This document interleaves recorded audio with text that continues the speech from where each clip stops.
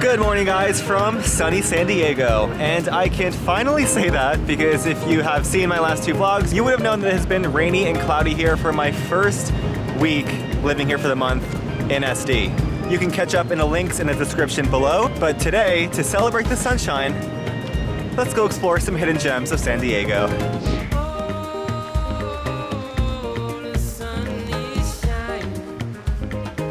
Okay, I just picked up a green juice from Juice Wave in Pacific Beach before I drove over here at Spruce Street Suspension Bridge. Okay, so this is a neighborhood of Bankers Hill, San Diego, and the suspension bridge, which is 375 feet long, is hidden right here on the corner of Brant and Spruce Street. We have nice views of the scenery below, everything's so green from the rain. Ooh, and this bridge shakes. Literally, this bridge rocks back and forth. I feel like I'm gonna fall off. And we're pretty high up. Okay, I'm getting a little anxious. Super short walk, but a little nerve-wracking nonetheless. I might do it a few more times just to get myself used to it because I felt like I was gonna fall off this bridge.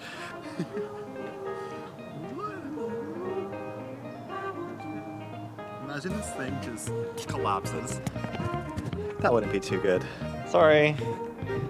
I'll get out of your way. And the scenery.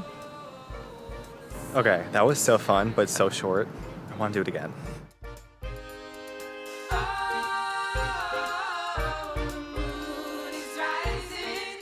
Walking on this thing is a little more uncomfortable than it may look. I promise. So not totally for the faint of heart, but also not too difficult. It's pretty short.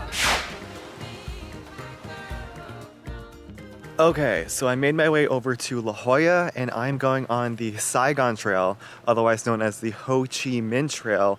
And this one looks really awesome, so I'm excited for it.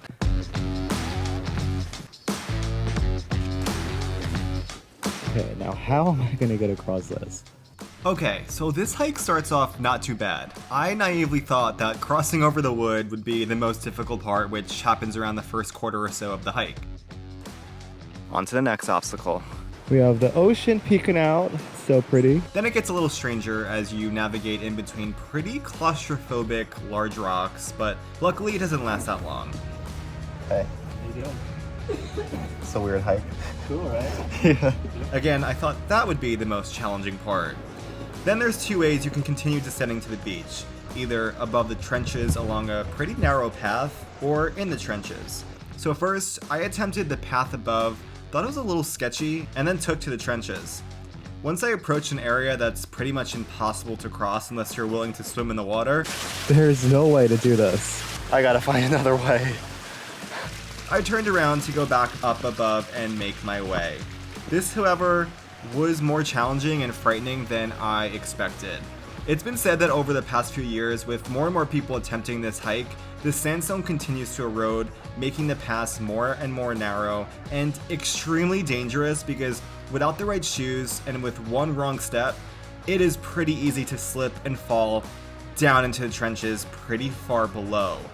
I saw somewhere that there are 100 fatalities a year, and I had many moments where I wanted to turn around, but turning around in this narrow path would be just as dangerous as continuing.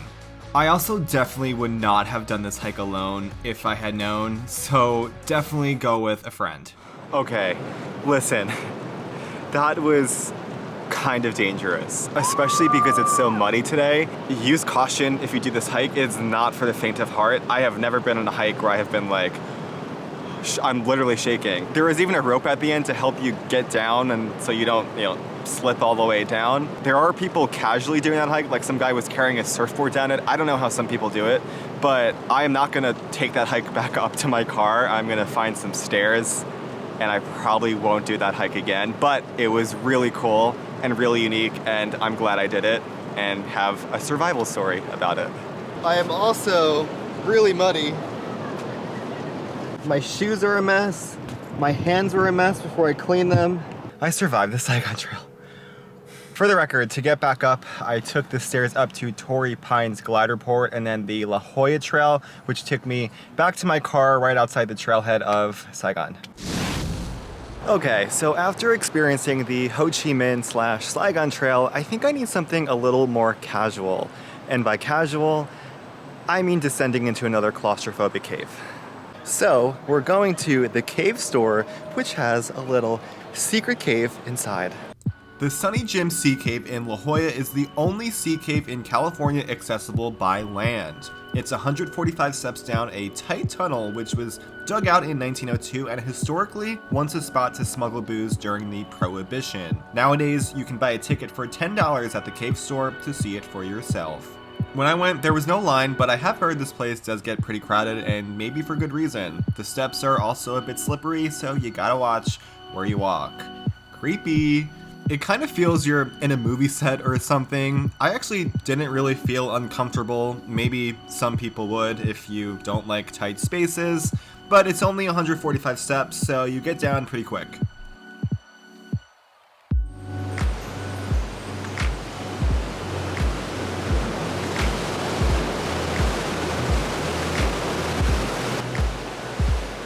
So there's not much to this cave. It's pretty small. You just got a little lookout point over the gate over here. But I think this is super cool. This is totally my vibe.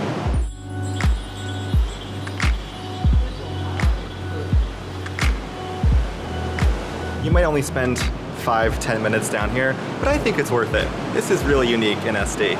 And it smells salty down here, just like the ocean. The vibes are high in La Jolla. It can definitely get a little crowded though.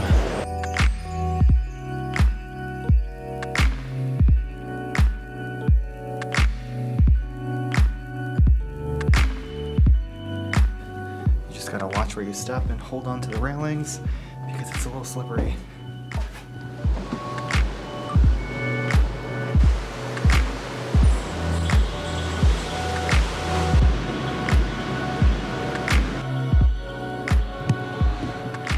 Okay, I'm on the hunt for one of the La Jolla secret swings, and I found it.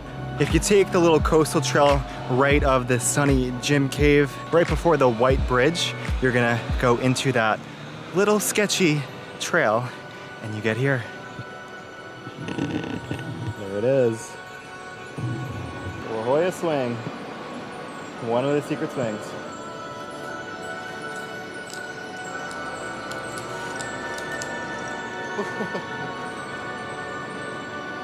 Oh my god, that's freaky! Woo!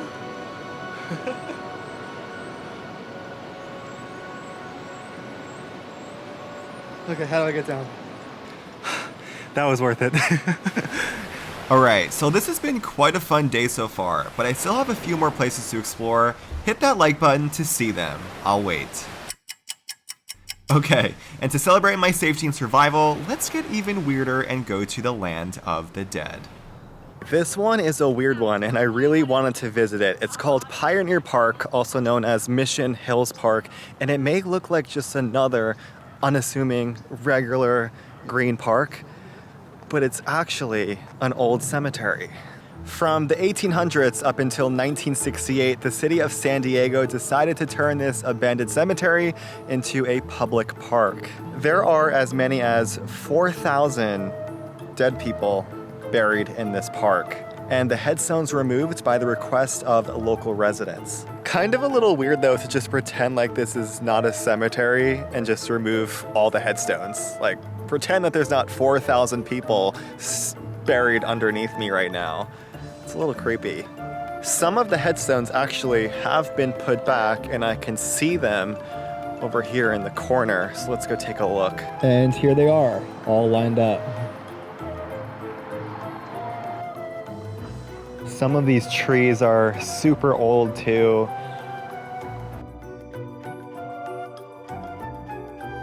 Pioneer Park, now a family-friendly dog greenery. May everyone here continue to rest in peace. Okay, so some of these little gems I've explored in San Diego so far have either been a little creepy or a little more treacherous than I imagined. So I think it's time we tone it down a little bit and meditate. So I'm here in the neighborhood of Encinitas, walking over to the meditation gardens, which are part of the Self-Realization Fellowship. And since this is a quiet place, I probably won't vlog, but instead we'll just experience and take a little bit of a break from all this adventuring and vlogging. Let's go meditate. The Self-Realization Fellowship was created by Paramahansa Yogananda as a spiritual retreat. I visited the one in Los Angeles called Lake Shrine a while back. You can check it out in my LA Hidden Gems video, I'll link it below, which even contains some of the remaining ashes of Gandhi. But this one in San Diego is even more pristine in my opinion, as it has ocean vistas and you can hear the waves crashing from off the cliff. It's free to enter, open from 9 until 5 p.m. almost every day, and it's a breath of fresh air. Literally. Okay, I know I said I wasn't gonna vlog, but there's no one around me right now, and I just wanted to say this spot right here is like the most peaceful place I've been to yet in San Diego. I love it. We got ocean views. Oh, it's just incredible.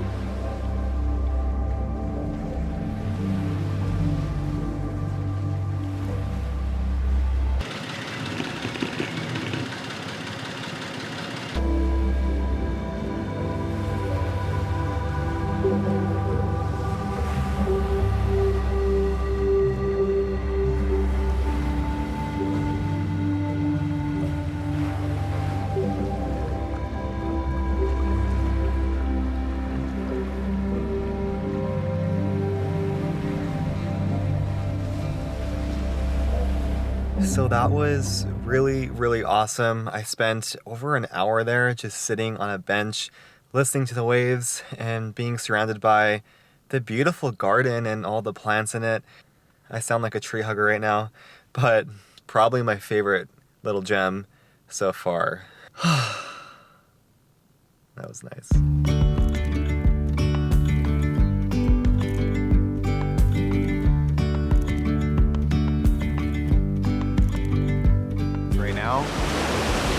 We got a beautiful sunset.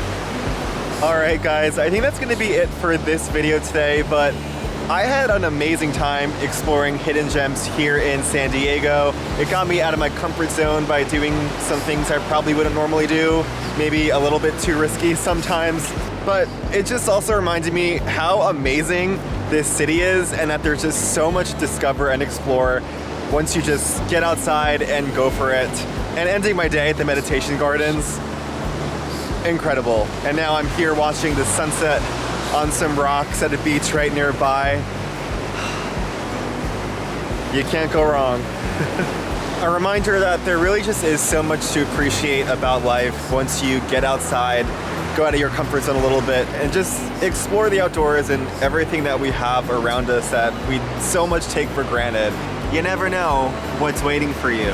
Okay, I'm getting a little too cheesy, so I'm gonna get back to the sunset. As always, hit that like button, subscribe for more Southern California content. I appreciate you watching, and I will see you next time.